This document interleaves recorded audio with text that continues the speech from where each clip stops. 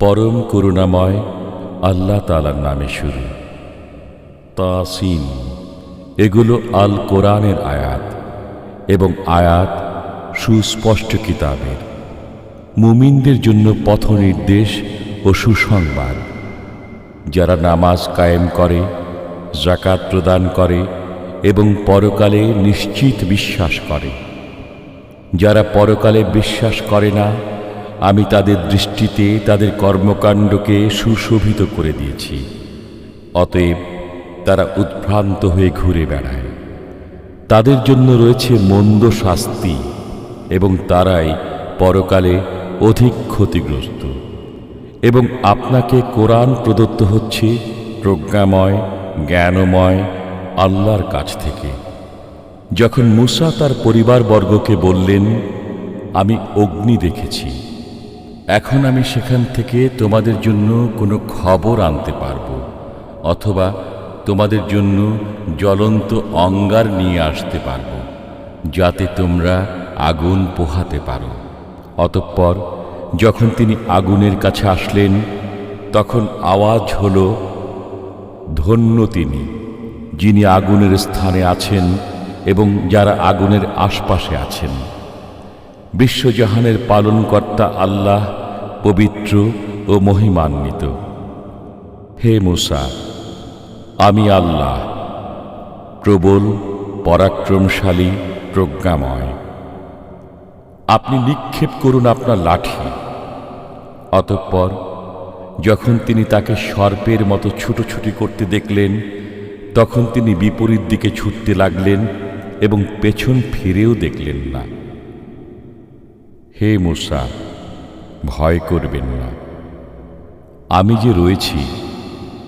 আমার কাছে পয়গম্বরগণ ভয় করেন না, তবে সে বাড়াবাড়ি করে, এরপর মন্দ কর্মের পরিবর্তে সৎকর্ম করে। নিশ্চয়ই আমি ক্ষমাশীল, পরম দয়ালু। আপনার হাত আপনার বগলে ঢুকিয়ে দিন, সুশুভ্র হয়ে বের হবে নির্দোষ অবস্থায়। এগুলো ফিরাউন ও তার সম্প্রদায়ের কাছে আনিত 9টি নিদর্শনের অন্যতম। নিশ্চয়ই তারা ছিল পাপাচারী সম্প্রদায়। অতঃপর যখন তাদের কাছে আমার উজ্জ্বল নিদর্শনাবলী আগমন করল, তখন তারা বলল, এটা তো সুস্পষ্ট জাদু। তারা অন্যায় ও অহংকার করে নিদর্শনাবলীকে প্রত্যাখ্যান করল, যদিও তাদের অন্তর এগুলো সত্য বলে বিশ্বাস করেছিল। অতএব দেখুন অনর্থকারীদের পরিণাম কেমন হয়েছিল। আমি অবশ্যই দাউদ ও সুলাইমানকে জ্ঞান দান করেছিলাম। তারা বলেছিলেন, আল্লাহর প্রশংসা, যিনি আমাদেরকে তার অনেক মুমিন বান্দার উপর শ্রেষ্ঠত্ব দান করেছেন। সুলাইমান দাউদের উত্তরাধিকারী হয়েছিলেন। বলেছিলেন, হে লোক সকল, আমাকে উড়ন্ত বিহঙ্গকুলের ভাষা শিক্ষা দেয়া হয়েছে এবং আমাকে সব কিছু দেয়া হয়েছে। নিশ্চয়ই এটা সুস্পষ্ট শ্রেষ্ঠত্ব। সুলাইমানের সামনে তার সেনাবাহিনীকে সমবেত করা হল, জিন, মানুষ ও বিহঙ্গকুলকে। অতঃপর তাদেরকে বিভিন্ন ব্যূহে বিভক্ত করা হল। যখন তারা পিপীলিকা অধ্যুষিত উপত্যকায় পৌঁছাল, তখন এক পিপীলিকা বলল, হে পিপীলিকা দল, তোমরা তোমাদের গৃহে প্রবেশ করো, অন্যথায় সুলাইমান ও তার বাহিনী অজ্ঞাতসারে তোমাদেরকে পিষ্ট করে ফেলবে। তার কথা শুনে সুলাইমান মুচকি হাসলেন এবং বললেন, হে আমার পালনকর্তা, তুমি আমাকে সামর্থ্য দাও, যাতে আমি তোমার সেই নিয়ামতের কৃতজ্ঞতা প্রকাশ করতে পারি, যা তুমি আমাকে ও আমার পিতামাতাকে দান করেছ, এবং যাতে আমি তোমার পছন্দনীয় সৎকর্ম করতে পারি এবং আমাকে নিজ অনুগ্রহে তোমার সৎকর্মপরায়ণ বান্দাদের অন্তর্ভুক্ত করো। সুলাইমান পক্ষীদের খোঁজ খবর নিলেন। অতঃপর বললেন, কি হলো? হুদহুদকে দেখছি না কেন? নাকি সে অনুপস্থিত? আমি অবশ্যই তাকে কঠোর শাস্তি দেব, কিংবা হত্যা করব, অথবা সে উপস্থিত করবে উপযুক্ত কারণ। কিছুক্ষণ পরেই হুদহুদ এসে বলল, আপনি যা অবগত নন আমি তা অবগত হয়েছি। আমি আপনার কাছে সাবা থেকে নিশ্চিত সংবাদ নিয়ে আগমন করেছি। আমি এক নারীকে সাবাবাসীর উপর রাজত্ব করতে দেখেছি। তাকে সবকিছু দেয়া হয়েছে এবং তার একটা বিরাট সিংহাসন আছে। আমি তাকে ও তার সম্প্রদায়কে দেখলাম তারা আল্লাহর পরিবর্তে সূর্যকে সিজদা করছে। শয়তান তাদের দৃষ্টিতে তাদের কার্যাবলী সুশোভিত করে দিয়েছে, অতঃপর তাদেরকে সৎ পথ থেকে নিবৃত করেছে। অতএব তারা সৎ পথ পায় না। তারা আল্লাহকে সিজদা করে না কেন, যিনি নভমণ্ডল ও ভূমণ্ডলের গোপন বস্তু প্রকাশ করেন এবং জানেন? যা তোমরা গোপন করো ও যা প্রকাশ করো, আল্লাহ ছাড়া কোনো উপাস্য নেই। তিনি মহা আরশের মালিক। সুলাইমান বললেন, এখন আমি দেখব তুমি কি সত্য বলছো না তুমি মিথ্যাবাদী। তুমি আমার এই পত্র নিয়ে যাও এবং এটি তাদের কাছে অর্পণ করো। অতঃপর তাদের কাছ থেকে সরে পড়ো এবং দেখো তারা কি জবাব দেয়। বিলকিস বলল, হে পারিষদবর্গ, আমাকে একটি সম্মানিত পত্র দেয়া হয়েছে। সেই পত্র সুলাইমানের পক্ষ থেকে এবং তা এই: অসীম দাতা, পরম দয়ালু আল্লাহর নামে শুরু। আমার মোকাবেলায় শক্তি প্রদর্শন করো না এবং বশ্যতা স্বীকার করে আমার কাছে উপস্থিত হও। বিলকিস বলল, হে পারিষদবর্গ, আমাকে আমার কাজে পরামর্শ দাও। তোমাদের উপস্থিতি ছাড়া আমি কোনো কাজে সিদ্ধান্ত গ্রহণ করি না। তারা বলল, আমরা শক্তিশালী এবং কঠোর যোদ্ধা। এখন সিদ্ধান্ত গ্রহণের ক্ষমতা আপনারই। অতএব আপনি ভেবে দেখুন আমাদেরকে কি আদেশ করবেন। সে বলল, রাজা বাদশারা যখন কোনো জনপদে প্রবেশ করে তখন তাকে বিপর্যস্ত করে দেয় এবং সেখানকার সম্ভ্রান্ত ব্যক্তিবর্গকে অপদস্থ করে। তারাও এরূপই করবে। আমি তার কাছে কিছু উপঢৌকন পাঠাচ্ছি, দেখি প্রেরিত লোকেরা কি জবাব আনে। অতঃপর যখন দূত সুলাইমানের কাছে আগমন করল, তখন সুলাইমান বললেন, তোমরা কি ধন সম্পদ দ্বারা আমাকে সাহায্য করতে চাও? আল্লাহ আমাকে যা দিয়েছেন তা তোমাদেরকে প্রদত্ত বস্তু থেকে উত্তম। বরং তোমরাই তোমাদের উপঢৌকন নিয়ে সুখী থাকো। ফিরে যাও তাদের কাছে এবং অবশ্যই আমি তাদের বিরুদ্ধে এক সৈন্যবাহিনী নিয়ে আসব যার মোকাবেলা করার শক্তি তাদের নেই। আমি অবশ্যই তাদেরকে অপদস্থ করে সেখান থেকে বহিষ্কৃত করব এবং তারা হবে লাঞ্ছিত। সুলাইমান বললেন, হে পারিষদবর্গ, তারা আত্মসমর্পণ করে আমার কাছে আসার আগে কে বিলকিসের সিংহাসন আমাকে এনে দেবে? জনৈক দৈত্য জিন বলল, আপনি আপনার স্থান থেকে ওঠার পূর্বে আমি তা এনে দেব এবং আমি এ কাজে শক্তিবান, বিশ্বস্ত। কিতাবের জ্ঞান যার ছিল সে বলল, আপনার দিকে আপনার চোখের পলক ফেলার পূর্বেই আমি তা আপনাকে এনে দেব। অতঃপর সুলাইমান যখন তার সামনে রক্ষিত দেখলেন তখন বললেন, এটা আমার পালনকর্তার অনুগ্রহ, যাতে তিনি আমাকে পরীক্ষা করেন যে আমি কৃতজ্ঞতা প্রকাশ করি না অকৃতজ্ঞতা প্রকাশ করি। যে কৃতজ্ঞতা প্রকাশ করে সে নিজের উপকারের জন্য কৃতজ্ঞতা প্রকাশ করে, এবং যে অকৃতজ্ঞতা প্রকাশ করে সে জানুক যে আমার পালনকর্তা অভাবমুক্ত, কৃপাশীল। সুলাইমান বললেন, বিলকিসের সামনে তার সিংহাসনের আকার আকৃতি বদলিয়ে দাও, দেখব সে সঠিক বুঝতে পারে না সে তাদের অন্তর্ভুক্ত যাদের দিশা নেই। অতঃপর যখন বিলকিস এসে গেল তখন তাকে জিজ্ঞাসা করা হলো, তোমার সিংহাসন কি এরকমই? সে বলল, মনে হয় এটা সেটাই। আমরা পূর্বেই সমস্ত অবগত হয়েছি এবং আমরা আজ্ঞাবহ হয়ে গেছি।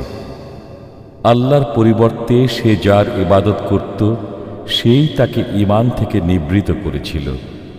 নিশ্চয়ই সে কাফির সম্প্রদায়ের অন্তর্ভুক্ত ছিল। তাকে বলা হলো, এই প্রাসাদে প্রবেশ করো। যখন সে তার প্রতি দৃষ্টিপাত করল, সে ধারণা করল যে এটা স্বচ্ছ গভীর জলাশয়। সে তার পায়ের গোছা খুলে ফেলল। সুলাইমান বলল, এটা তো স্বচ্ছ স্ফটিক নির্মিত প্রাসাদ। বিলকিস বলল, হে আমার পালনকর্তা, আমি তো নিজের প্রতি জুলুম করেছি।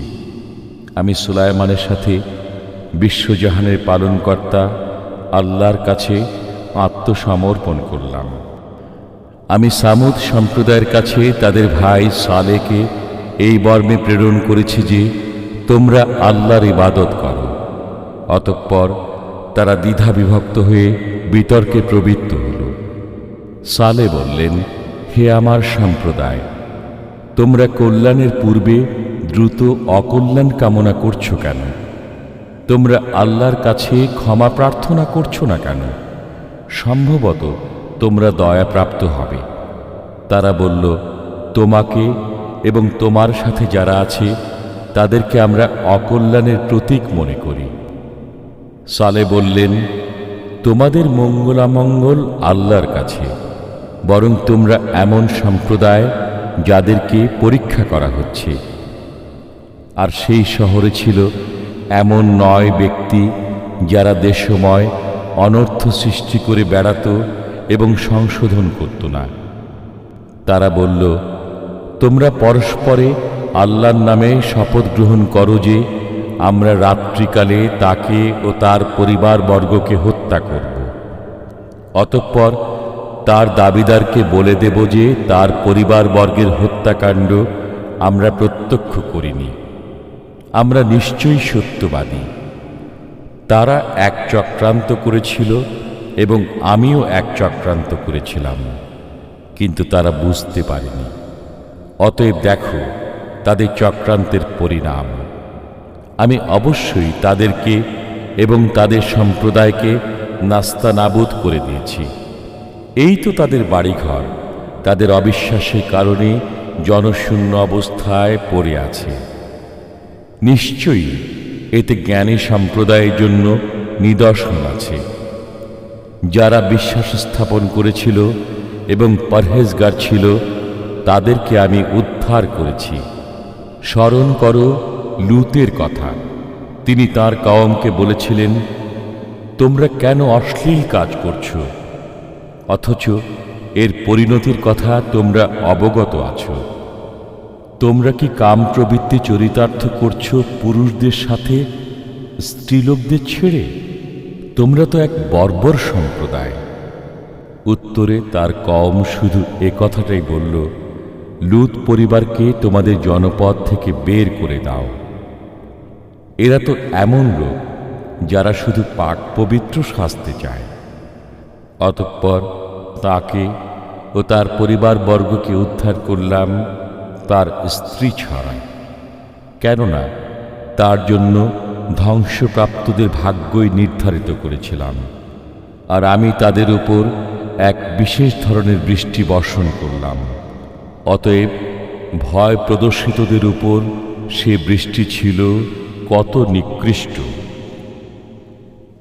বলো, সকল প্রশংসাই আল্লাহর এবং শাস্তি তার মনোনীত বান্দাগণের প্রতি।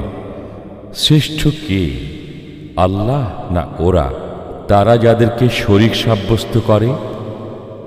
বলতো, কে সৃষ্টি করেছেন নভমণ্ডল ও ভূমণ্ডল এবং আকাশ থেকে তোমাদের জন্য বর্ষণ করেছেন পানি?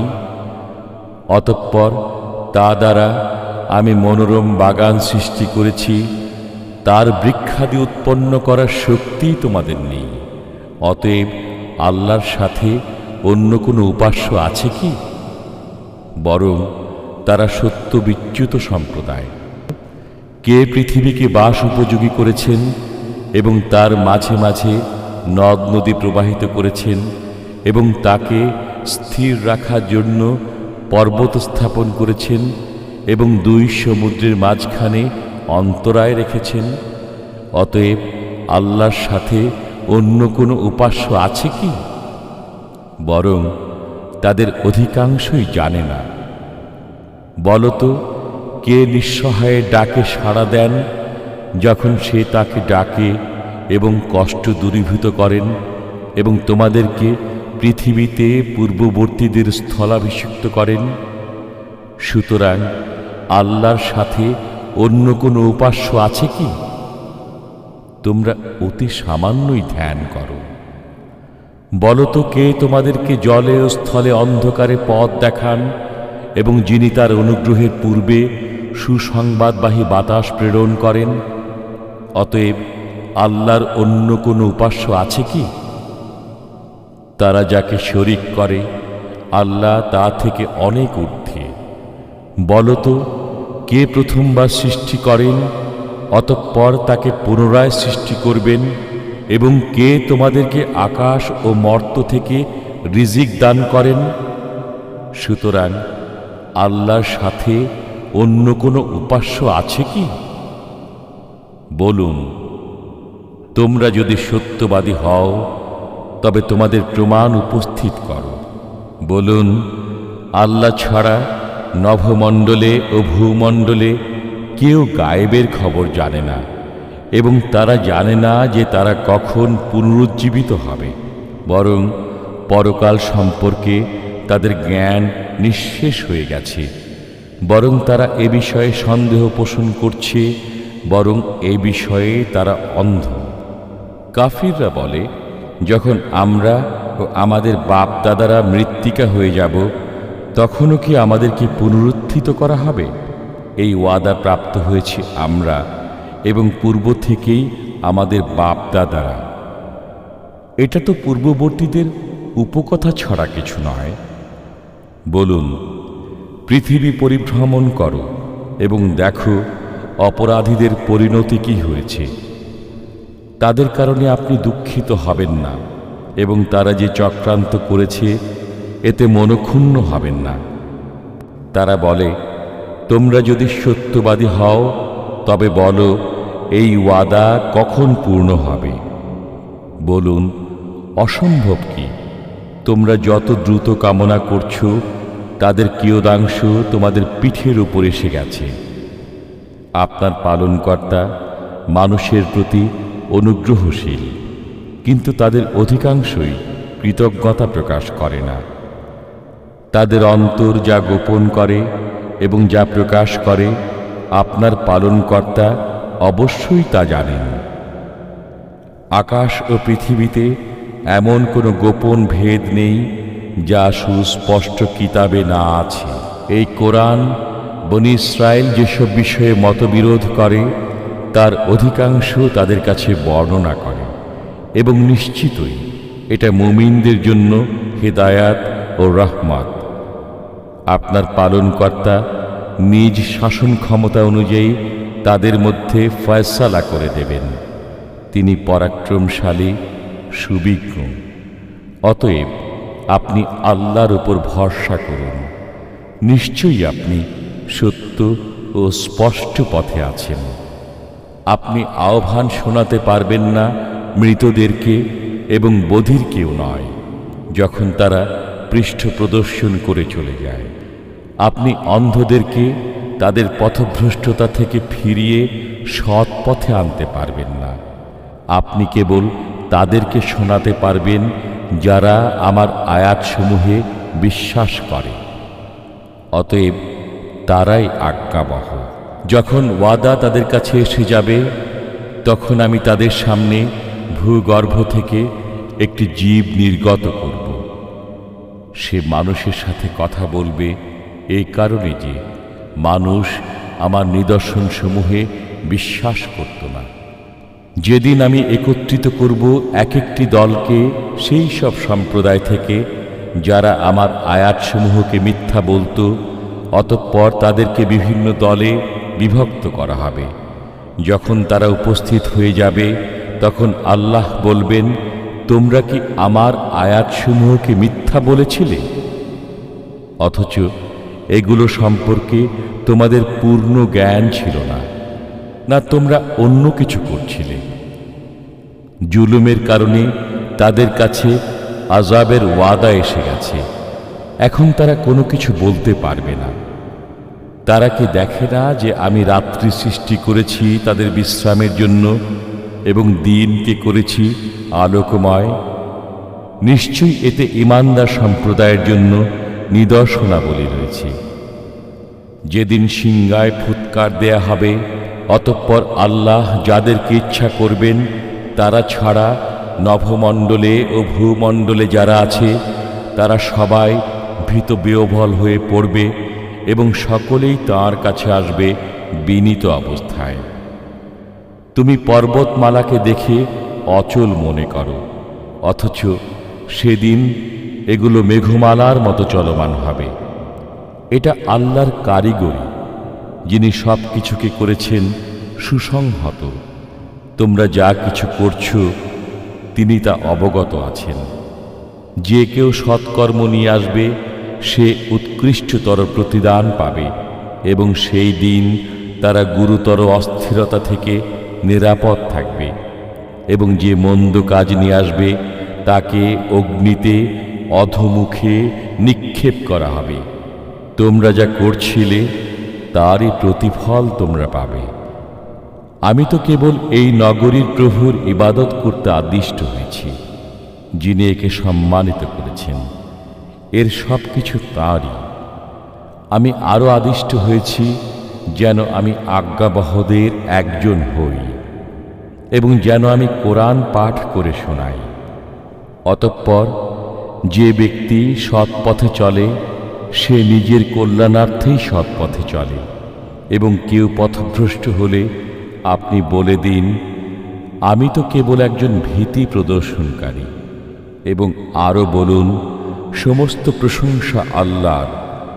সত্তরই তিনি তাঁর নিদর্শনসমূহ তোমাদেরকে দেখাবেন, তখন তোমরা তা চিনতে পারবে এবং তোমরা যা করো সে সম্পর্কে আপনার পালনকর্তা গাফেল নন।